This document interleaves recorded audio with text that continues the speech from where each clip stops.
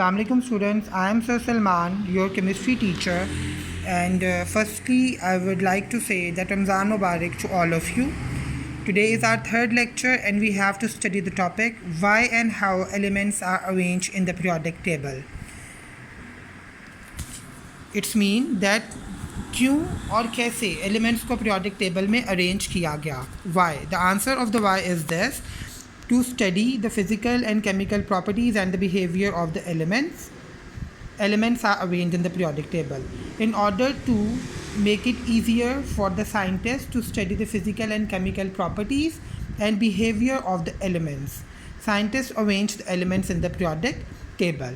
And how? Elements are arranged in the periodic table by the Mendeleev in order of the increasing atomic number.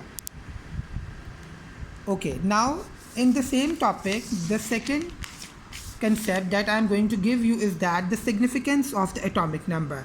That why it is significant. It is significant to arrange the elements in order of the increasing atomic number instead of the atomic mass. As we know that we have to make the electronic configuration. Electronic configuration basically based upon the atomic number.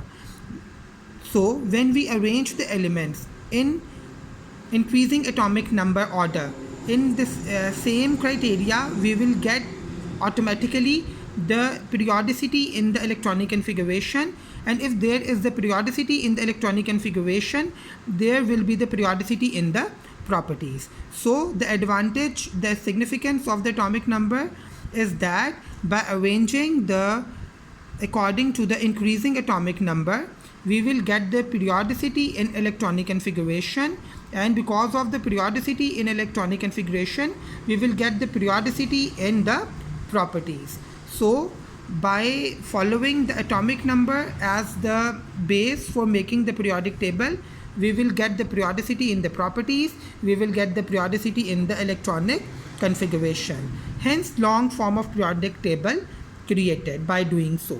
Okay, now I'm going to read this out from the notes now for the better understanding.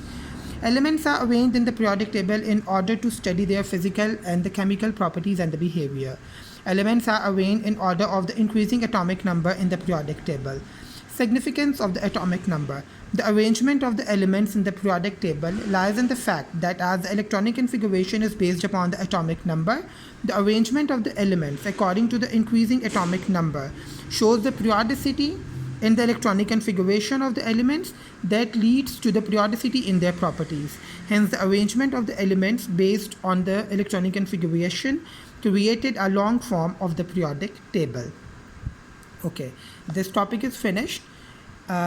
Just skip the question number 6 right now. I will tell you about the answer of this question afterwards. And now we have to we are going to study the important features of the modern periodic table.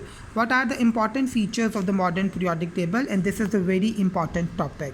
There are the following features of the modern periodic table. I am going to tell you the key points from here.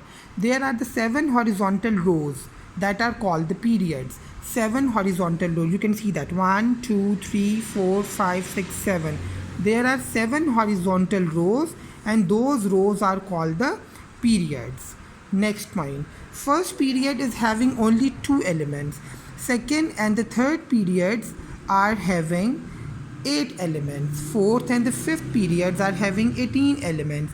Sixth period is having 32 elements, and seventh period is also having 32 elements but is incomplete. Okay, now I'm going to tell this out from the diagram. First period is having 2 elements. Second and the third periods are having 8 elements. Fourth and fifth periods are having 18 elements. You can count the elements. Sixth period is having 32 elements. How?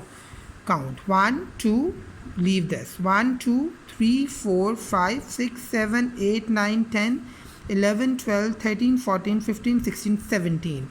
And you can see the static here, and you can see the static here. The series of this is given over here.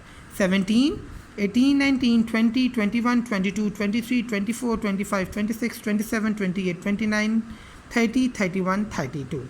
In this way, we will get the 32 elements in the 6th period. 7th period is also having the 32 elements. You can see the double static over here and the series of the double static in this row. 7th period, it's mean also having the 32 elements but is still incomplete. Okay, now the next point. Elements which are in the same period show the different properties. Like if there are 4 elements in one period, each one of them has the properties different from the other. Okay, now we will talk about the column. There are 18 vertical columns numbered 1 to 18 called groups. You can see over here, there are the 18 columns 1, 2, 3, 4, 5, 6 to 18. There are 18 columns numbered 1 to 18 and are called the groups. Elements which will come in the same group having the same properties. Elements which are coming in the same group are having the same properties. Okay, now I'm going to read this point from here. 18 vertical columns 1 to 18 called the groups. Elements in the groups show the similar chemical properties. Okay, now I am going to revise these 5 points first. First point is that the elements are arranged in the periodic table in the 7 horizontal rows called the periods. First period is having the 2 elements, second and the third periods are having the 8 elements, fourth and the fifth periods are having the 18 elements, sixth period is having the 32 elements, seventh period is having the 32 elements also but is incomplete. Elements in the period show the different properties. There are 18 vertical columns numbered 1 to 18 called the groups. Elements in the groups show the similar properties. Okay, now the last point.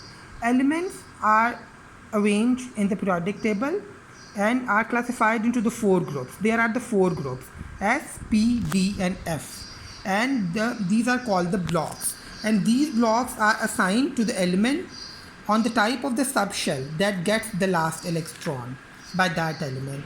Example of this is that, let's we talk about the sodium. Sodium is having 11 electrons. So we have to make the electronic configuration of 11 electrons. We discussed this electronic configuration making in the previous chapter. Okay, how we will make the electronic configuration of this? In first shell, there is only one subshell, S. And in S subshell, only two electrons will come. One shell, S is the subshell, 2 electrons. In second shell, 2 subshells will appear, S and P. In S, only 2 will accommodate. In P, 6 will accommodate. By doing so, we can count 1, 2, 3, 4, 5, 6, 7, 8, 9, 10. 10 electrons are settled. We have to make settle the 11 electron. One is left, that will appear in the third shell, in S subshell with 1 electron. So you can see that which subshell is allotted to the sodium at the end. S subshell, so sodium will appear in the S block. It means sodium will be assigned by S block. Is that clear? In first shell there is only one subshell S. In second shell there will be 2 subshells S and P, and in third shell there will be the 3 subshells S, P and D. Is that clear to all of you? I am going to read this last point from the notes. Elements are classified into the 4 blocks depending upon the type of the subshell which gets the last electron, and I will tell you in detail over here about that. You have to learn this lecture by heart. We did question number 5 and question number 7 today. In next class, inshallah, we will start our topic of the periods in detail. Till then, Allah Hafiz.